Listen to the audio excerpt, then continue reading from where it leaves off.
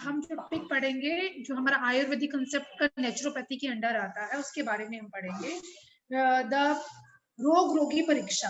आयुर्वेद के हिसाब से जब भी पेशेंट हमें अप्रोच करता है, एक डॉक्टर किस तरह से उसको डायग्नोज बनाए, किस तरह से क्या क्या पैरामीटर्स है पेशेंट की एग्जामिनेशन का और उसके डिजीज के बारे में जानने की। कोई भी डिजीज होती है उसका एक पर्टिकुलर निदान होता है, that is a positive factor for every disease.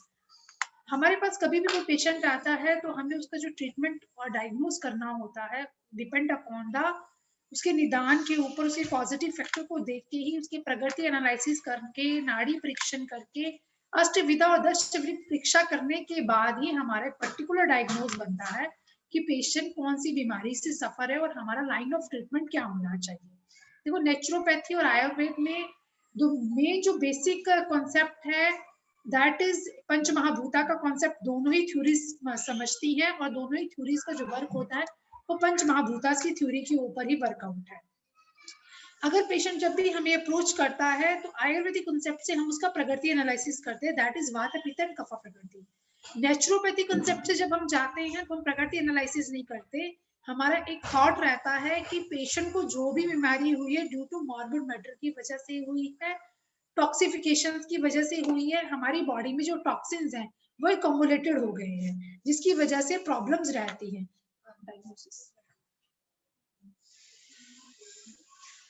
हमें जो ट्रीटमेंट देना होता है वो उसके अकॉर्डिंग ही हमें ट्रीटमेंट पेशेंट को प्लान करना होता है। जिससे पेशेंट का मेन पॉजिटिव फैक्टर, अगर पेशेंट को कोल्ड या कफ हो रहा है, सीजन वेरिएशंस है, मैक्सिमम हम देखते हैं कि जैसे सीजन आता है मार्च या अप्रैल का सीजन होता है, ये अक्टूबर नवंबर का सीजन होता है जब गर्मी से सर्दी या सर्दी से गर्मी में नॉर्मल जो हमारी देखो जो ऋतुएं होती है षड ऋतु होती है। आयुर्वेद और नेचुरोपैथी दोनों ही षड ऋतु को मानता है और षड ऋतु के हिसाब से ये हमारा आहार विहार जो है कुछ चेंजेस होता है। जो हमारा अन्न का पान है, हमें किस टाइम पे क्या क्या चीजें खानी है वो डिपेंड अपॉन हमारे षड ऋतु के ऊपर डिपेंड करता है।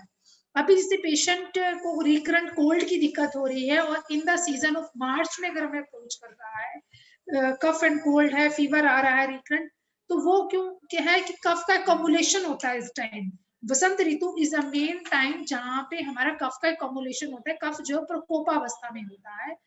इस टाइम जो हमें ट्रीटमेंट देनी है और डाइट जो पेशेंट को प्लान करनी होती है उसमें हम कफ को शमन करने की चिकित्सा देते हैं और ऐसी डाइट प्लान करते हैं जिससे कर्ड को अवॉइड करवाते हैं, दही को, दूध को, जितने भी डेयरी प्रोडक्ट्स है जिससे कफ बढ़ता है उन चीजों को अवॉइड करवाते हैं।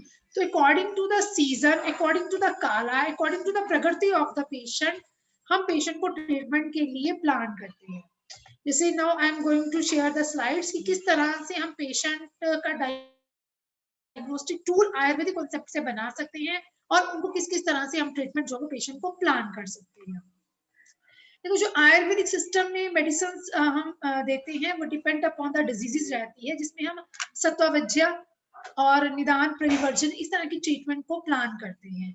फर्स्ट जो पॉजिटिव फैक्टर है उसको ट्रीट करना है, पेशेंट का जो पर्टिकुलर हमने डायग्नोज बनाया है कौन सा दोषा किस अवस्था में है, कौन सी प्रकोपित अवस्था में आ रहा है। अगर हमारा वायु दोष प्रकोपित अवस्था में है तो हमें वायु को शमन करना है। पित्त जो प्रकोपित अवस्था में है तो हमारा जो लाइन ऑफ ट्रीटमेंट होना चाहिए उसमें हमें शीतल द्रव्यास को देके पहले उसके पित्त को शमन करना है।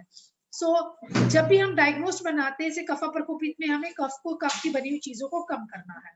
आयुर्वेद में लाइन ऑफ ट्रीटमेंट में हम देखते हैं दो चीजों को, that is a diagnostic tool of diseases.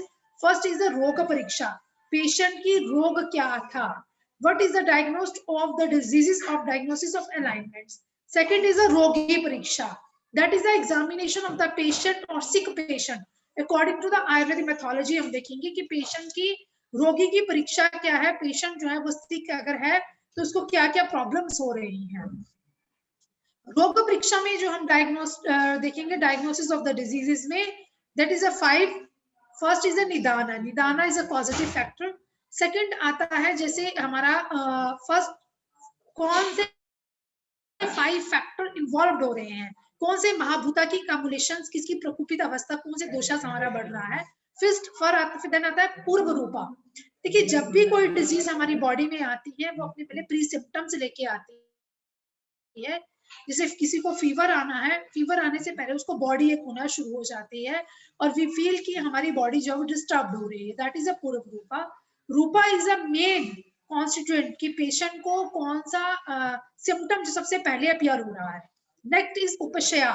उपशया मतलब कौन कौन से पेशेंट का एग्रीवेशन ऑफ दोषास होने की वजह से वो हमारे दोषास पूरी ही बॉडी में स्प्रेड कर रहे हैं, और क्या संप्राप्ति बनी, क्या विघटन हुआ, कौन सा दोष विशेषण हुआ, किस दोष ने विशेषण के बाद किस रोतस को अवरोधित किया, ताकि हमें उसकी पर्टिकुलर एक संप्राप्ति को हम लेते हैं डायग्नोस्टिक टूल।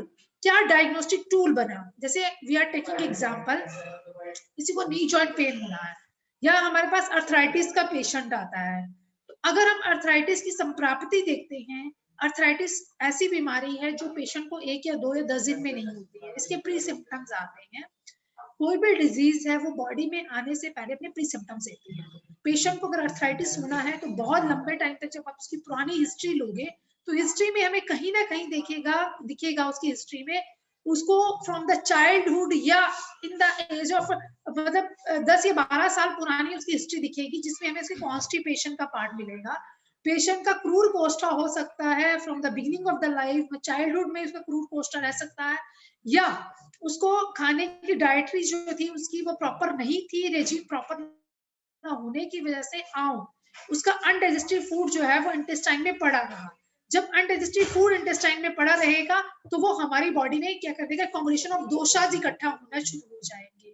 जब वो दोषाज इकट्ठे होंगे तो बॉडी में प्रॉब्लम्स होना शुरू हो जाती है। रूमेटिक अर्थराइटिस के पेशेंट की जब भी हम हिस्ट्री लेते हैं तो वो हिस्ट्री हमें 8 या 10 साल पुरानी हिस्ट्री को सर्च करना पड़ता है कि पेशेंट के प्री सिम्टम्स कहां से अपीयर हुए, क्योंकि रूमेटिक अर्थराइटिस एक ऐसी बीमारी है जो आओ के इकट्ठे होने से, अनडाइजेस्टिव फूड इकट्ठा होने से एब्डोमेन में होगी, उसके बाद ये दोषास मूव करते हैं हमारी पूरी बॉडी में। मैक्सिमम हम देखते हैं पेशेंट्स की जो हाथ होते हैं ना, इनके हाथ ऐसे हो जाते हैं, या बोन्स की इन्फ्लेमेशन हो जाती है, सूज जाती है बोन्स। मॉर्निंग में स्टिफनेस ज्यादा रहता है, क्योंकि जैसे जैसे विंटर का सीजन ज्यादा होता है तो पेशेंट को ज्यादा प्रॉब्लम होती है। तो depends upon the disease condition के ऊपर किस तरह से पेशेंट की संप्राप्ति बनी, कैसे बीमारी का ओरिजिन हुआ। नेक्स्ट आता है निदान। Nidan means the aetiology of the diseases which provide the complete picture in relation of causative factor of disease। Main disease का causative factor क्या रहा, पूर्व रूप अर्ली सिम्टम्स क्या आए, बिगिनिंग ऑफ द डिजीजेस में हमें क्या क्या सिम्टम्स मिले। अगर हम बिगिनिंग ऑफ द सिम्टम्स को ही ट्रीट कर लेते हैं पेशेंट के, तो पेशेंट जो है उसकी उपद्रवाज में नहीं जाता, ये कॉम्प्लिकेशन उसकी बॉडी में नहीं बढ़ती है। इसलिए वी आर टेलिंग दैट कि हेल्थ इज वेल्थ। नेचुरोपैथी का और आयुर्वेद का मेन कॉन्सेप्ट ये है कि हमें स्वस्थ पेशेंट को मेंटेन करना है। किसी की अगर हमें प्री सिम्टम्स दे रहे हैं किसी डिजीज के, तो उस पेशेंट को गाइडलाइन दीजिए कि आपकी बॉडी में ये सिम्टम्स आ रहे हैं, इसको किस तरह से हम इम्प्रूव कर सकते हैं। Next is a purva rupa. Next is a rupa. Rupa means the main sign and symptom which indicate the diseases condition. Main diseases की कंडीशन क्या क्या आई है। Next is upashaya. When disease condition is mixes with some sign and symptoms, creating doubt and confusion for correct diagnosis। हमने कोई भी उपशय आ रहा है, अगर पेशेंट की कोई भी डिजीज कंडीशन हो रही है जिसमें मिक्स साइन आ रहे हैं, सिम्टम्स आ रहे हैं, उसको हमने डायग्नोस्टिक टूल्स बनाने हैं, उसको उस तरह से हमने इसका प्रॉपर डाइट्स के प्रॉपर स्टेज देखनी है, first stage, second stage, third stage, कौन सी कंडीशन में हमारा पेशेंट है, उसके अकॉर्डिंग ही हम थेरेपेटिक स्टेप्स लेंगे और उसका ट्रीटमेंट जो है वो प्लान करेंगे। That is the process is the upashaya. हमारे पास पेशेंट आता है, अगर तो पेशेंट बहुत क्रॉनिक स्टेज पे है, दैट इज असाध्य लक्षण हमें दिख रहे हैं, so we have easy to refer that patient. अगर आपको लगता है कि पेशेंट के सर्वाइवल चांसेस बहुत ही कम है। अगर पेशेंट जो है वो साध्य लक्षण में आ रहा है, क्लिच साध्य मतलब पेशेंट की कंडीशन जो है बहुत क्रॉनिक नहीं हुई है, उसका फर्स्ट या second stage of the disease है, उस कंडीशन को हम किस तरह से रिकवर करें, उसके लिए हम एक ट्रीटमेंट प्लान करते हैं कि पेशेंट को हमें 1 साल या 3 महीने 6 महीने किस तरह से उसका ट्रीटमेंट हमने पेशेंट को प्लान करके चलना है। नेक्स्ट आता है संप्राप्ति। Samprapti is called the pathogenesis of diseases. Samprapti is divided and subdivided into few points for the better understanding. They should be seen in the classical of Ayurveda में हम देख सकते हैं। रोगी परीक्षा हम देखेंगे, this is classified into main two division में हम डिवाइड कर देंगे। First is prasana and means हमें रोगी की परीक्षा करनी है। रोगी की हम परीक्षा कैसे करेंगे? एक दर्शन स्पर्श प्रश्न ही, हम पेशेंट की दर्शन, हम पेशेंट को फेस टू फेस देखते हैं। जब भी हमारा पेशेंट अप्रोच करता है तो हम उसके फेस से एग्जामिन करते हैं पेशेंट की कौन सी प्रगति है, उसके बोलने का तरीका क्या है, उसके आहार विहार क्या है, उसका स्लीपिंग पैटर्न क्या है। अगर जो लोग इंटरप्टेड स्लीप लेते हैं तो वायु का प्रकोपित रहता है उनका मेंटल लेवल जो है वो बहुत ही स्ट्रेस में रहेगा। पेशेंट रोगी की परीक्षा करते वक्त हमें दो मेन टूल्स को देखना होता है। एक प्रश्न, हमें उससे क्वेश्चनिंग करनी है। क्वेश्चनिंग में पूछेंगे जैसे पैरामीटर्स हैं हर डिजीजेस के, आपको बीमारी कब से हुई, क्या क्या सिम्टम्स उसकी बॉडी में आ रहे हैं, उसकी कोई पीछे की हिस्ट्री है या नहीं है। पेशेंट की अगर हिस्ट्री रहती है तो कंजेनाइटल डिजीजेस भी उसकी बॉडी में आती है। नेक्स्ट हम उसकी परीक्षा करेंगे, एग्जामिनेशन करेंगे पर्टिकुलर डिजीजेस के अकॉर्डिंग। अगर पेशेंट को श्वास का प्रॉब्लम है, कार्डियोवैस्कुलर रेस्पिरेशन में डिस्ट्रेस रहता है, तो we have to plan according to कि हमें उसे कार्डियो, अगर पेशेंट को रेस्पिरेशन डिस्ट्रेस है तो हम उसमें कौन सी ऐसी मेडिकेशन को इंडिकेटेड करें, या उसका हम उसको हम स्टेथोस्कोप से we can examine the patient, क्या क्या पैरामीटर्स हमें उसमें मिल रहे हैं। नेक्स्ट जो है वो हमने पेशेंट को एग्जामिनेशन करना है with the secondary examination by palpitation, hand on examination करेंगे। For example patient is having abdomen pain, patient को लाई डाउन कराया जाता है स्ट्रेट बेड के ऊपर, लेग्स जो है उसके हम फोल्ड करेंगे, माउथ को साइड से टिल्टेड करेंगे, then we have to palpate from the right lumbar region to up, right lumbar region से हम पैल्पेट करना स्टार्ट करेंगे। First we have to see कौन से रीजन में पेशेंट को पेन हो रहा है। एब्डोमेन को जैसे वी नो दैट एनाटॉमी में हमने पढ़ा, हम 6 डिवीजन में 6 पार्ट में हम एब्डोमेन को डिवाइड करते हैं, 2 लॉन्गिट्यूडनल एंड 2 हॉरिजॉन्टल लाइंस में। सो हमने राइट साइड पे लोअर लंबार रीजन के राइट साइड पे हमारा हाथ जाएगा, उसके बाद आप उसको धीरे धीरे से ऊपर लेके जाएंगे। ये already we discussed in the examination of anatomy की क्लासेस में, एग्जामिनेशन ऑफ एब्डोमेन में हमने डिस्कस किया है। आप उस क्लास को गो थ्रू कर सकते होगे तो आपका एग्जामिनेशन जो क्लियर हो जाएगा। हमने इसको पैल्पेट करना है, कहीं लीवर में इनलार्जमेंट तो नहीं है। लीवर को कहाँ हम चेक करेंगे? रिब्स की, this is the ribs, ribs के right side of the ribs के बिल्कुल डाउन पे हम पैल्पेट करेंगे, वी कैन सी कि वहां पे कोई इनलार्जमेंट तो नहीं है। ऐसे ही हम हिपैटोमेगली को देखेंगे, फिर हम उसकी राइट साइड पे जाएंगे, लेफ्ट साइड पे जाएंगे सॉरी, तो स्प्लीनोमेगली को देखेंगे, अपेंडिक्स के पॉइंट पे देखेंगे, एपिगैस्ट्रिक रीजन में पेन हो रहा है पेशेंट को, हाइपोगैस्ट्रिक रीजन में पेन है, इलियक रीजन में पेन है, या पाल्विक रीजन में पेन हो रहा है। अकॉर्डिंग टू दैट एग्जामिनेशन हम पेशेंट का करेंगे।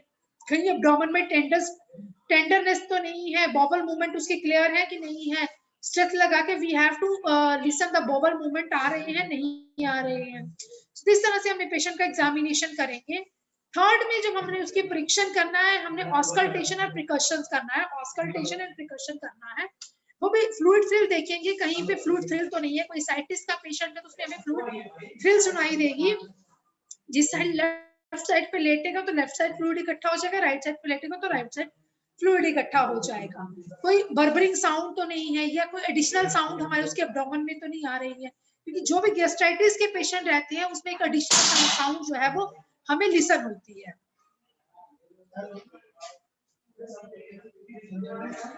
नेक्स्ट इज एग्जामिनेशन 4, ग्रहणी परीक्षण। ग्रहणी परीक्षण में हमने उसके जितने भी सेंस ऑर्गन्स है, tongue, nose, ear, eyes, order, इन सब चीजों को एग्जामिन करना है। टंग कोटेड है, नॉट कोटेड है, कोई इरप्शंस है टंग्स में नहीं है। Smell, patient is able to take the smell, उसको प्रॉपर आ रही है नहीं आ रही है, उसकी बॉडी से कोई बैड ऑर्डर तो नहीं आ रहा है। तो इस तरह से हम एग्जामिन करेंगे। एग्जामिनेशन ऑफ उसके, तो अकॉर्डिंग टू दैट इसकी हम दर्शन स्पर्शन प्रश्न ही 3 परीक्षा करेंगे। उसके बाद अष्टविध परीक्षा करेंगे, जिसमें नाड़ी, मल, मूत्र, जीवा, दृक, अक्षी और ये सब चीजों को एग्जामिन करेंगे। मल में हम देखेंगे कि पेशेंट कॉन्स्टिपेटेड है, मृदु, मध्यम, क्रूर। पेशेंट इज हैविंग ए क्रूर कोष्ठा, मृदु कोष्ठा, मध्यम कोष्ठा है। तो इस तरह से हम उसका एग्जामिनेशन देखेंगे।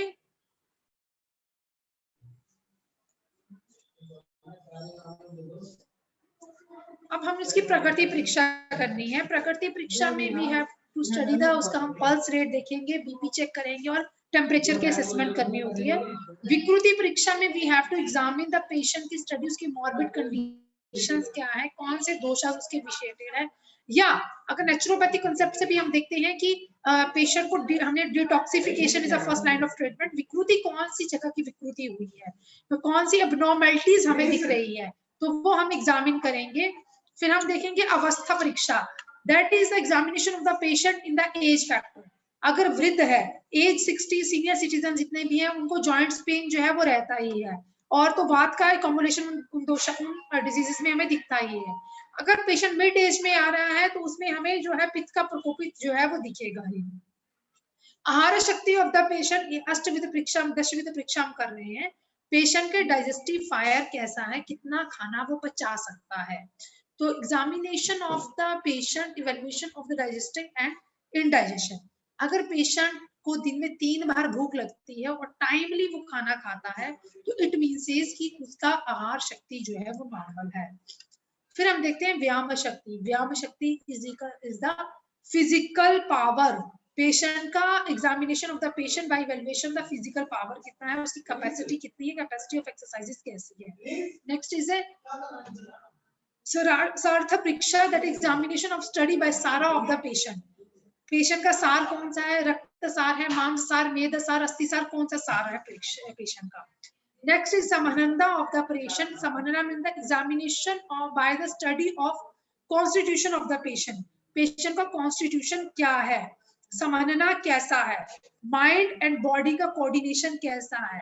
अगर patient मानसिक रोगा से विषेटिड है, उसको सत्व रजस तमस कोई भी दोषा से विषेट हो रहा है तब भी उसको प्रॉब्लम होगी, और शारीरिक दोषा से विशेषण है तब भी उसको प्रॉब्लम होगी। नेक्स्ट आता है सत्व परीक्षा, दैट इज पेशेंट का सत्व कैसा है, उसकी ऑब्जर्वेशन क्या है, मेंटल कंडीशन कैसी है।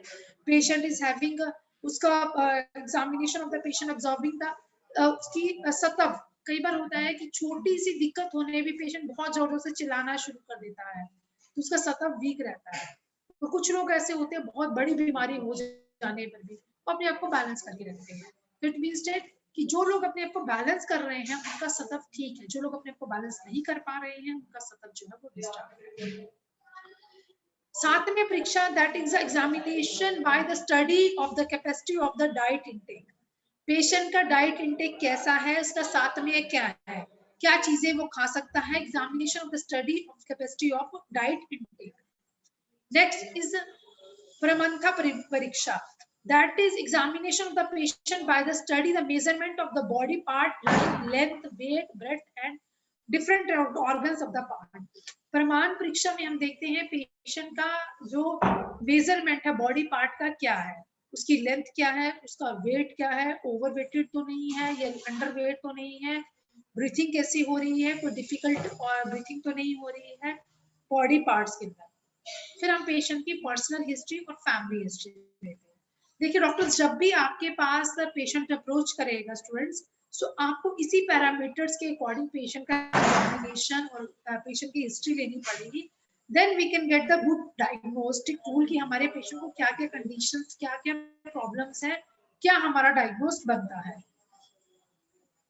Ayurveda mention more method of clinical diagnosis we should be in classical books में हम देख सकते हैं, जैसे अष्टविध परीक्षा है, दशविध परीक्षा होती है। मेन जो ट्रीटमेंट्स प्लान किए जाते हैं पेशेंट के, वो उसके त्रिविध परीक्षा, फर्स्ट 3 परीक्षाएं की जाती है, दैट इज दर्शन, स्पर्शन और प्रश्न। बाय ऑब्जर्विंग, क्वेश्चनिंग और दर्शन स्पर्शन टच करके, पेशेंट का टच क्या है, पोषण है, स्निग्ध है, रूक्ष है, ये टच से हम एनालिसिस करते हैं। नेक्स्ट अष्टविधा परीक्षा करेंगे। 8 type of the procedure patient को चेक किए जाते हैं, क्या क्या पेशेंट के क्या प्रोसीजर है। अष्टविधा परीक्षा में जैसे हमने नाड़ी देखी, उसकी बात, पित्त कफज कौन सी नाड़ी है, इन 3 फिंगर से नाड़ी का एनालिसिस किया जाता है।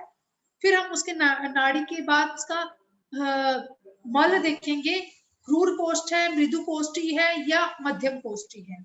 अगर पेशेंट को बहुत ज्यादा लेक्सेटिव लेके मोशन होता है वो क्रूर कोष्ठी आती है। जो पेशेंट जो है कुछ भी लेने के बाद एकदम से लूज स्टूल जाता है वो मृदुकोष्ठी होते हैं।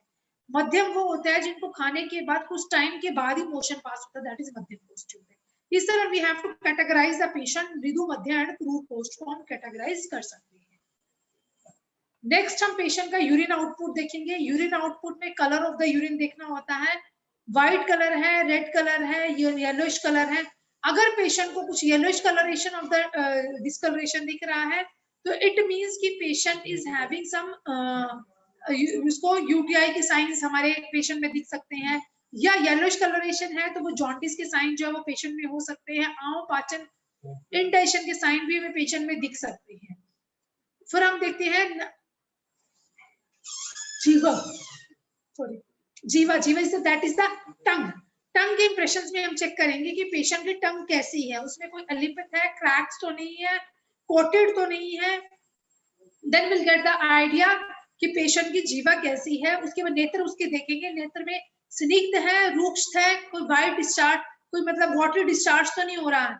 अगर देखिए स्निग्ध नेत्र रहते हैं तो कफ प्रगति रहती है, अगर ड्राई नेत्र रहते हैं पेशेंट को इचिंग रहती है, बर्निंग सेंसेशन रहती है आईज में। So we have to analysis the pragati of the pragati of the patient को हमें एनालाइसिस करना है, विकृति ऑफ द पेशेंट को हमें एनालाइसिस करना है। देखो प्रगति में आप समझ गए वात पित्त कफ 3 प्रकृति है जिसके सिम्टम्स ऑलरेडी हम डिस्कस कर चुके हैं। हमें पेशेंट का निदान कॉजेटिव फैक्टर जब हम उसकी हिस्ट्री लेते हैं तो आधी मतलब हमारा डायग्नोस्टिक वहीं से बन जाता है। वी डोंट नीड हमें एक्सरेज, यूएसजी या ब्लड इन्वेस्टिगेशन की जरूरत ही नहीं पड़ती है जब हम उसका प्रॉपर हिस्ट्री से ही डायग्नोस बना लेते हैं।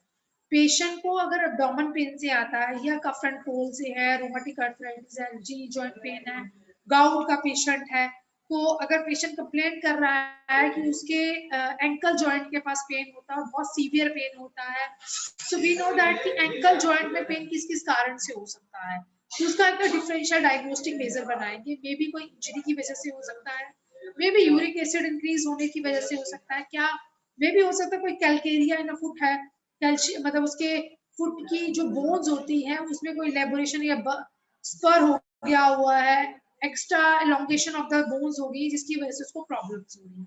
So we make a differential diagnosis and after that जब हम पेशेंट की ब्रीफ हिस्ट्री लेते हैं, कंप्लीट हिस्ट्री लेते हैं, so we can go through our diagnostic tool कि पेशेंट को क्या कॉम्प्लिकेशंस हो रही है, क्या बीमारी उसको बन रही है। जैसे निदान को मैंने बताया कि निदान को हम समझते हैं पॉजिटिव फैक्टर। जब हम हिस्ट्री लेते हैं, जब हम उसकी डाइटरी शेड्यूल देखते हैं, मैक्सिमम लोग मॉर्निंग टी पीते हैं। जो लोग सुबह खाली पेट चाय पीते हैं उनको कौन सी डिजीजेस हो सकती है, उनको एब्डोमेन से रिलेटेड सारी ही बीमारियां लग सकती है।